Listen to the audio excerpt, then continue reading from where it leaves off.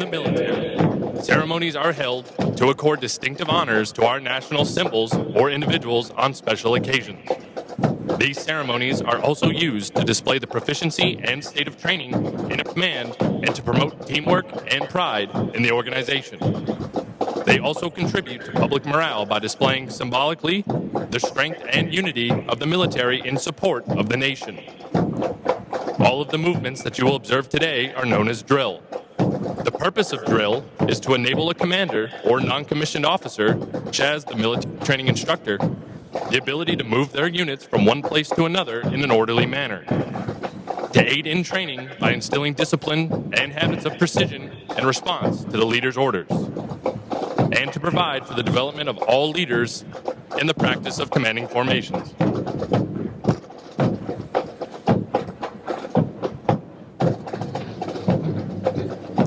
Throughout today's ceremony, you will see the flight saluting as one form of drill. The civilian counterpart of the salute is manifested in various ways, such as placing the right hand over the heart when the national anthem is played, or when raising the hand when greeting a friend. The military salute is given in the same manner as a gesture of recognition and a friendly greeting to a comrade in the honorable profession of arms. To maintain the proper decorum and respect for events such as this, we ask that you abide by the following standards while you are here. First, there will be times that you will be asked to stand for the invocation, the playing of the national anthem, the Air Force song, and the reciting of the Airman's Creed. Second, we ask that you remain silent during these times, reflecting on the price that has been paid for our freedom. Third, we ask that you pay respect to the flag during the national anthem. Civilians should stand and place their right hand over their heart. Veterans and military members not in uniform may render a salute or place their right hand over their heart. Now marching into position, Flight 184, led by Master Sergeant Justin King.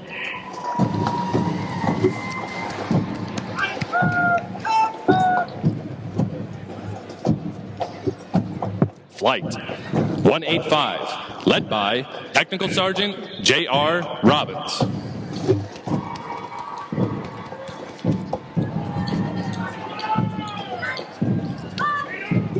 Flight 186, led by Staff Sergeant Elaine Garcia.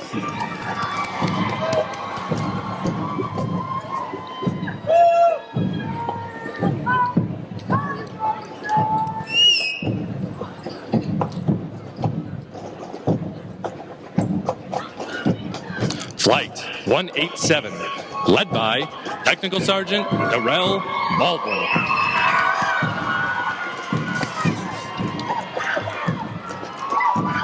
Flight 188, led by Staff Sergeant Adam Parrish.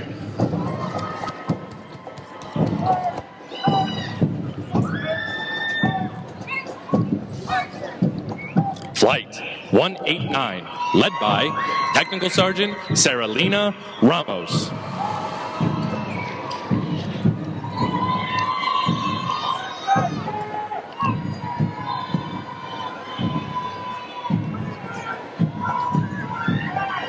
Flight 190, led by Technical Sergeant Alicia Burns Boquist.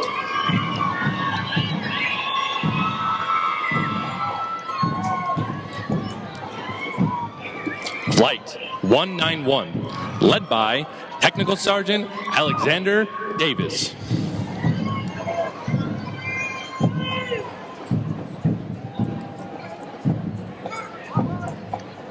Flight 192, led by Master Sergeant Xavier Clark.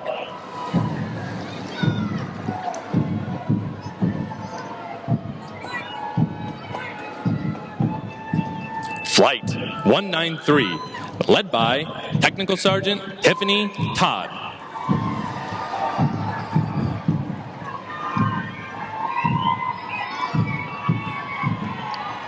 Flight 194, led by Technical Sergeant Philip Loggle.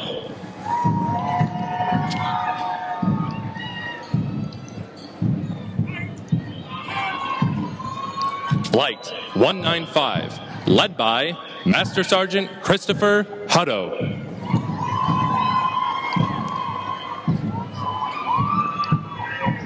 Flight 196, led by Technical Sergeant Zachary Hopper.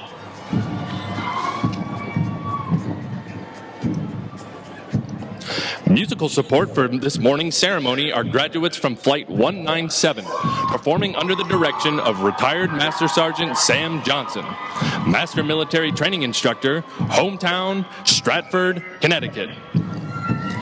These individuals have been hand-selected to perform for today's ceremony. In addition to completing all basic training syllabus and training requirements, Drum and Bugle Corps members commit additional training hours for practice throughout their weeks of training. Their extra effort and commitment demonstrate teamwork and the Air Force's core value, service before self. With each Drum and Bugle Corps performance, they honor the long-standing tradition of live music at formal military ceremonies.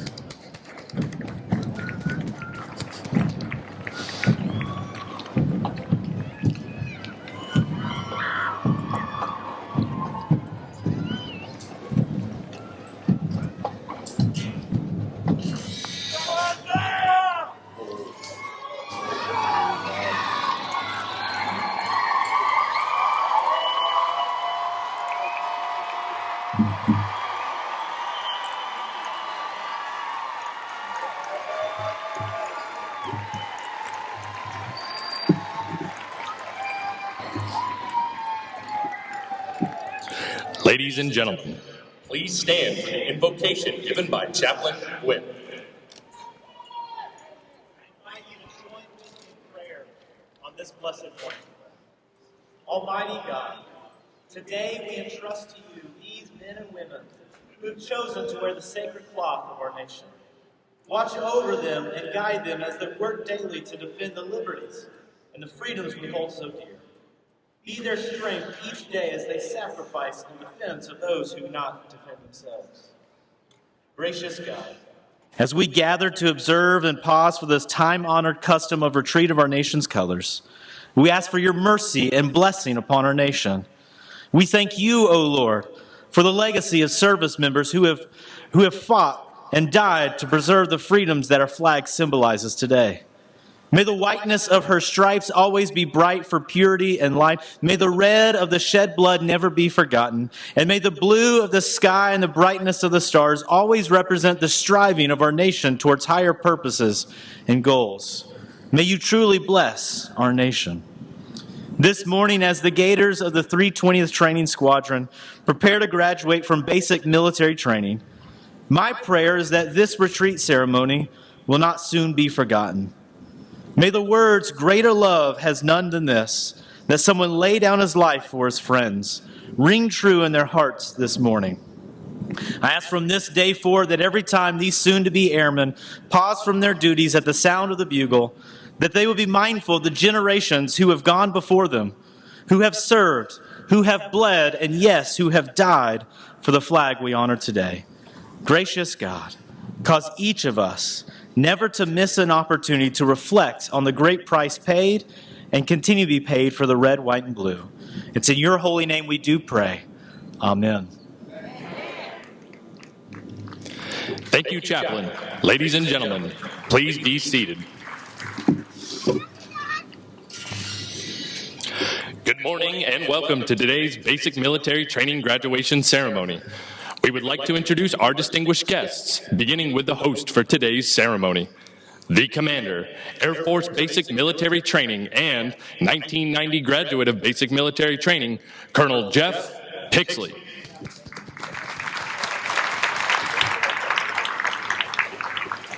From the graduating squadron, the Commander, 320th Training Squadron, Lieutenant Colonel Gerald Fensterer, accompanied by his wife, Gina.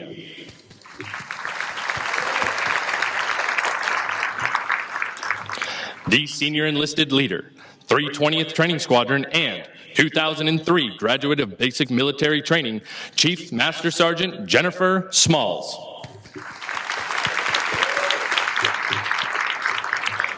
Also in attendance with us today, the Commander, 914th Air Refueling Wing and 1989 graduate of Basic Military Training, Colonel Laura Morrison.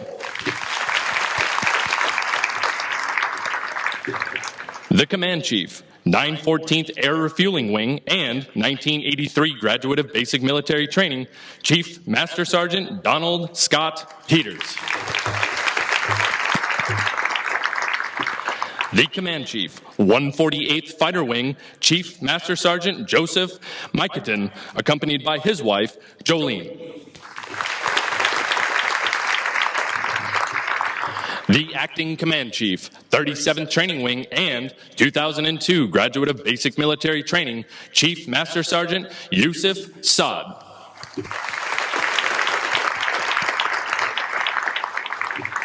Although time does not permit us to introduce all of our distinguished guests, the 737th Training Group is proud to welcome each of you. We hope you enjoy today's ceremony.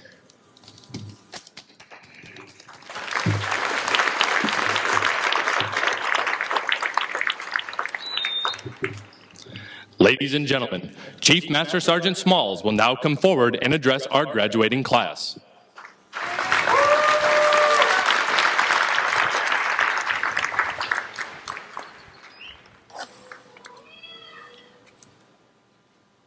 Good morning, family and friends.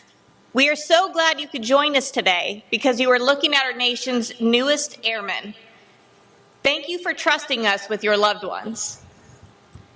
Graduates, nearly 2 months ago you arrived from different parts of the world as individuals, each bringing with you your own set of values, principles, and beliefs. But we challenged you to adopt and internalize a new set of core values: integrity, service, and excellence, and to bring your experiences together and work as a team to achieve one common goal: becoming an airman. As this moment begins to set in, we ask that you reflect on what your accomplishment signifies. You have established a foundation of discipline, teamwork, resiliency, and wingmanship, a foundation you will continue to build upon as you progress in your careers. You're going to be challenged to become multi-capable airmen, to become more agile, and you're going to be tested beyond the level of those airmen that have come before you, because you are the next generation of leaders that will continue to protect our nation's air superiority, supremacy, and dominance. As you are put to the test, remember the skills that have been instilled upon you. And always remember, before any specialty, you were airmen first. I am proud to say you have accomplished the goal you came here to achieve. You wear 2 name tapes on your uniform.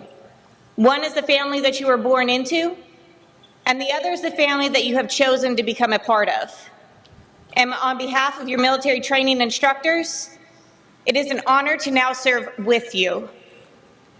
Finally, graduates, I leave you with this.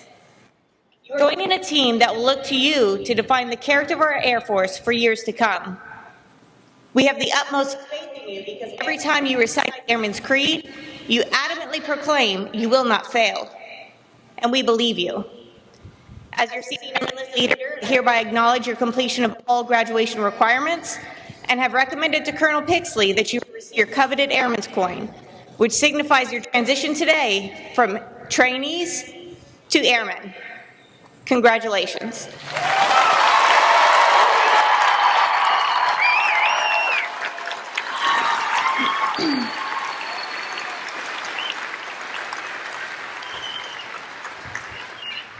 Roll, Gator, what? Roll, Gator, roll! Military training instructors, you may proceed.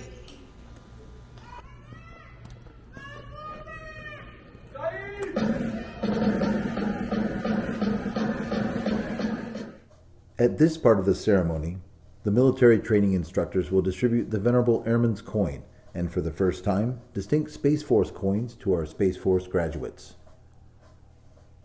The lore of military coins has many colorful suspected origins. However, a popular story stems from World War I, where American volunteers formed flying squadrons in France during the Great War. One of the volunteers was a wealthy lieutenant who took great pride in his service and had medallions cast in bronze, with his squadron's emblem on them. He gave those medallions to every member of his unit. Not long after, one of the pilots was shot down behind enemy lines and was captured by a German patrol. The German forces confiscated the pilot's possessions except for the pilot's medallion that he wore around his neck. While in confinement in a small French village, the captured pilot took advantage of a nighttime bombardment by the Allies. He donned civilian clothes and escaped after crossing the front lines to safety. He came across a French outpost where he was initially thought to be a saboteur until he showed them his unit coin. The French forces recognized the unit emblem, and instead of any harsher treatment, he received a bottle of wine.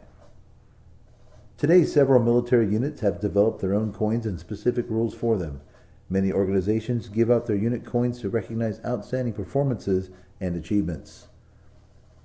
The coins the airmen and space professionals receive today are unique in that they originate here at the gateway to the Air Force and are only given to those who complete this rigorous course of instruction. On one side of the Airman's coin, the original emblem of the Air Force resides as envisioned by General Henry Hap Arnold, one of the first military aviators and later commander of the Army Air Forces in World War II. Beneath the emblem, the year 1947, the birth date of the United States Air Force, and around the rim of the coin, the core values of the Air Force: integrity first, service before self, and excellence in all we do. Inscribed on the other side of the coin is the newly recognized emblem of the Air Force, a symbol that honors the heritage of our past and represents the promise of our future. The emblem retains the core elements of the Henry Hap Arnold emblem, the Arnold wings, and the star within a circle. The modern effect of the emblem reflects our Air and Space Force today and into the future. Inscribed in a half circle above the contemporary Air Force emblem is the Air Force motto, "Aim high, fly, fight, win." And on the border of the coin, a reminder to all who see this is inscribed, "Awarded on the occasion of becoming an airman in the world's greatest Air Force." The Space Professional coin also has a distinctive design. On one side, it displays the original emblem of the Space Force, the Delta, which was first used by space units in 1961, and honors the heritage of the United States Space Force. Beneath the emblem is the year 2019, the birth date of the United States Space Force. Inscribed on the other side of the coin is the Space Force motto, "Semper Supra," which translates to "always above." This represents the Space Force's role in establishing, maintaining, and preserving our nation's dominance and freedom of operations in the space domain. On the coin's border is a commemorative inscription that reads, "Awarded on the occasion of becoming a charter member of the United States Space Force."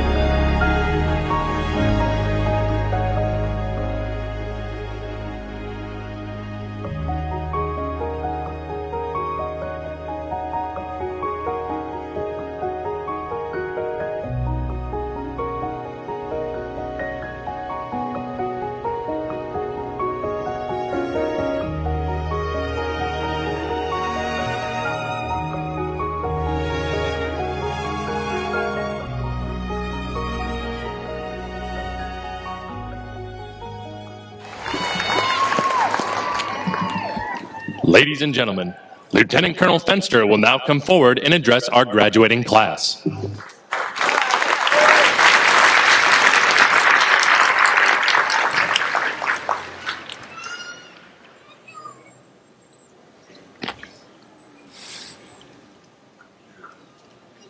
Good morning, ladies and gentlemen, family, friends, guests.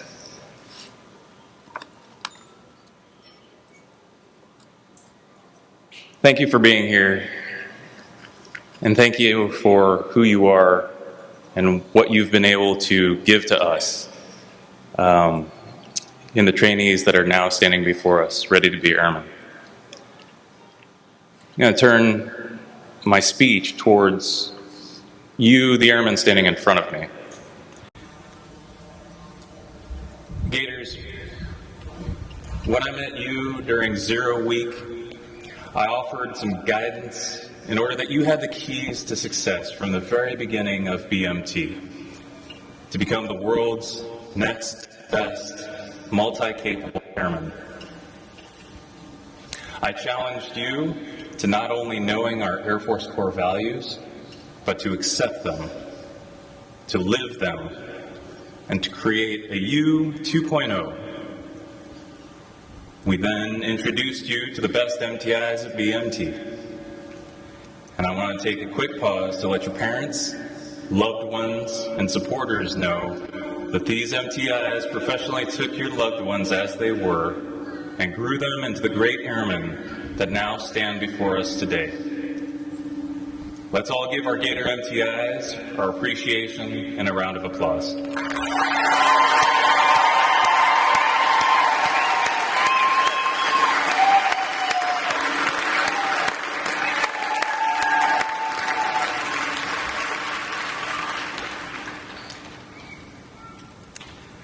Now, Gators, these MTIs challenge you in countless ways to improve your airmanship through learning standards, achieving training objectives, striving for excellence, and most importantly, to learn from your failures and to develop your resilience.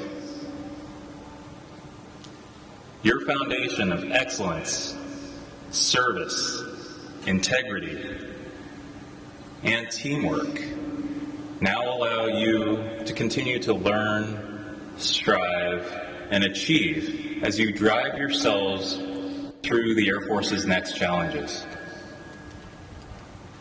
You now stand shoulder to shoulder as brothers and sisters in arms with me, with us, and with the airmen of the world's premier air power.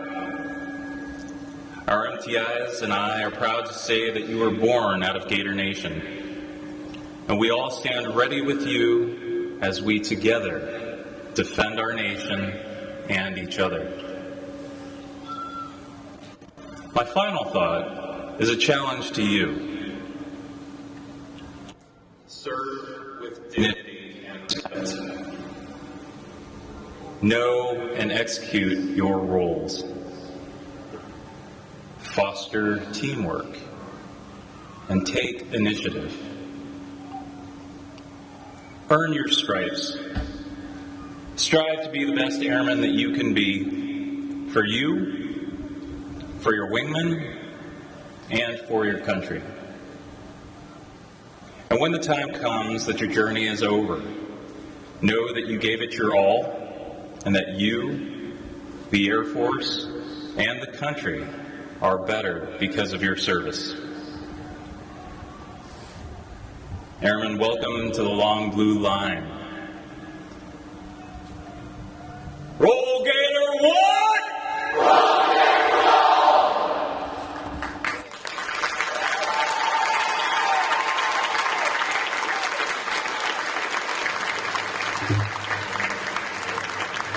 Thank you, Lieutenant Colonel Fenster.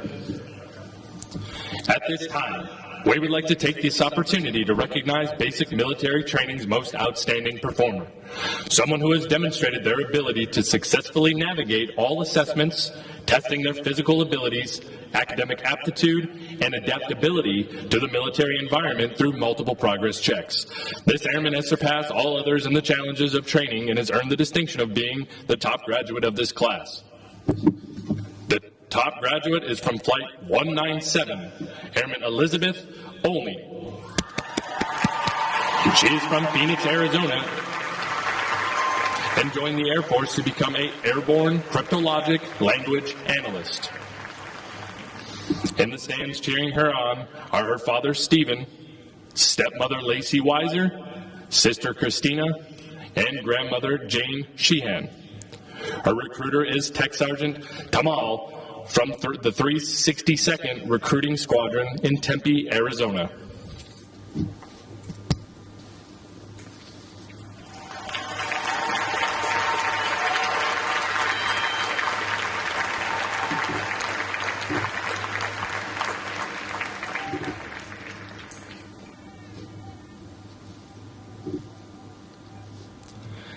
Ladies and gentlemen, please stand as a sign of unity as our top graduate leads us through the Airman's Creed.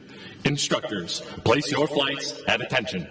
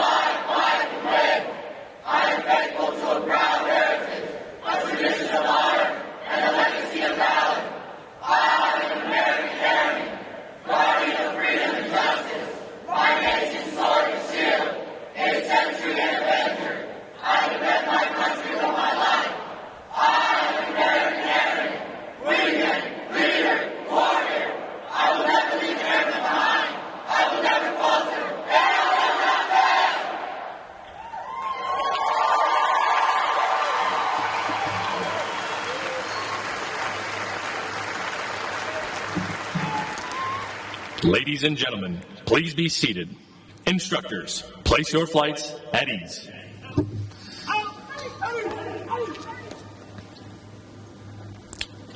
This morning, we honor our heritage of military customs and traditions as we welcome our newest airmen into the ranks of the Department of the Air Force.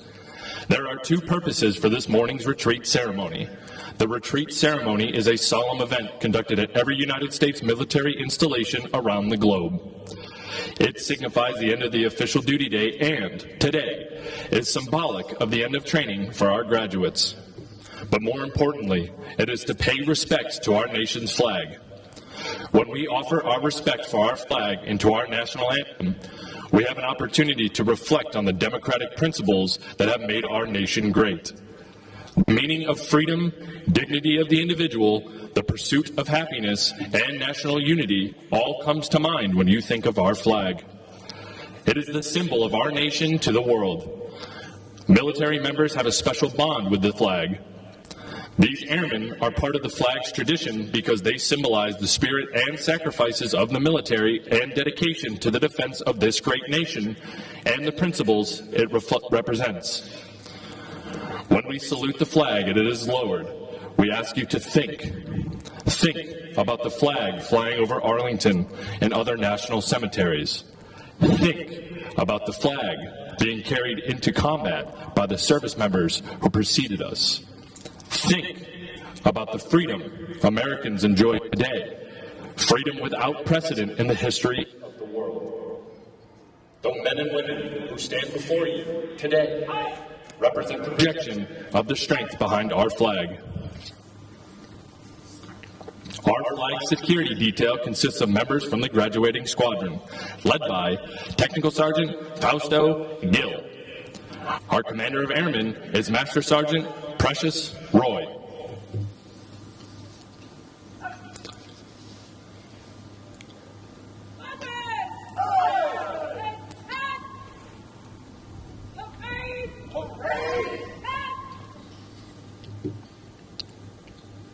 Ladies and gentlemen, please stand for the sounding of retreat and remain standing for the playing of the national anthem.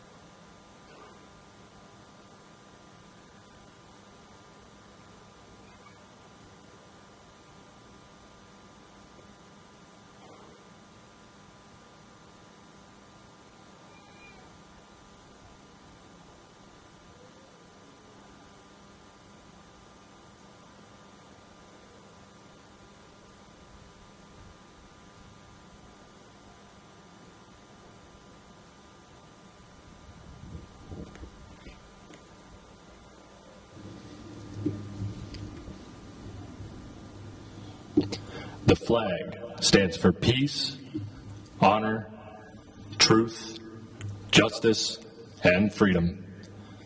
In the armed forces of the United States, during the ceremony of retreat, the flag is lowered, folded in a triangle fold, and kept under watch throughout the night as a tribute to our nation's honored dead.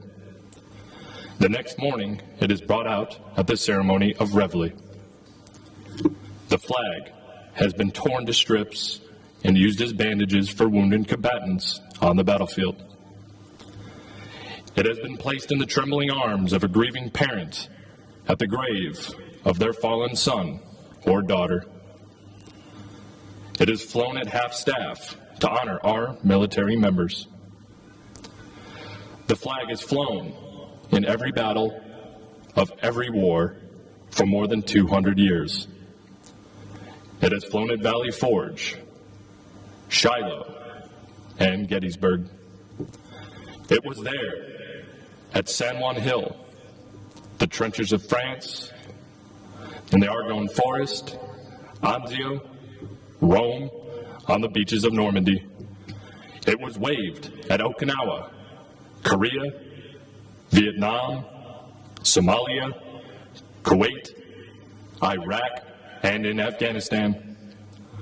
The flag has been burned, torn, and trampled on the streets of countries that America has helped set free, yet it remains invincible.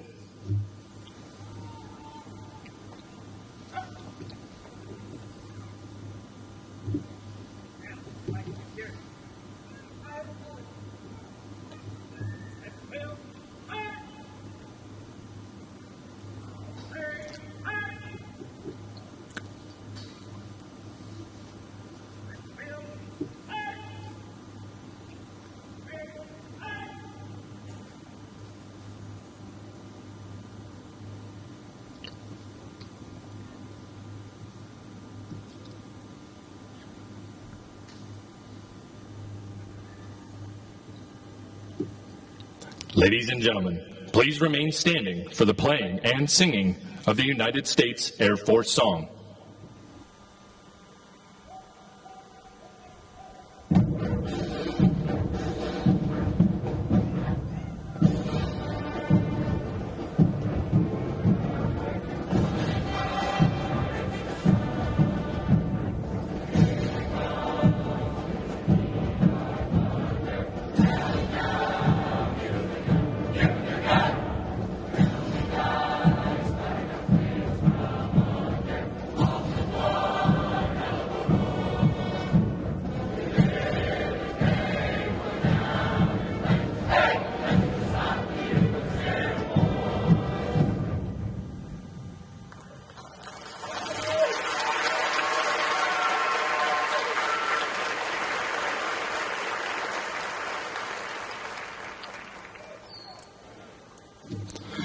Congratulations on achieving this historic milestone that marks the beginning of your career. Ladies and gentlemen, please remain in your seating area. The graduates will be dismissed momentarily. Families with graduates in the Drum and Bugle Corps are asked to wait for their graduates on the north side of the west bleachers while they secure their equipment. We ask that you refrain from running onto the retreat pad and please use caution when descending the bleachers. Town Pass ends at 2000 hours. When dropping off graduates, please stay in your vehicle. Family members are not authorized to enter any training area. Thank you, and please enjoy your stay at 37th Training Wing, Joint Base San Antonio-Lackland, Texas.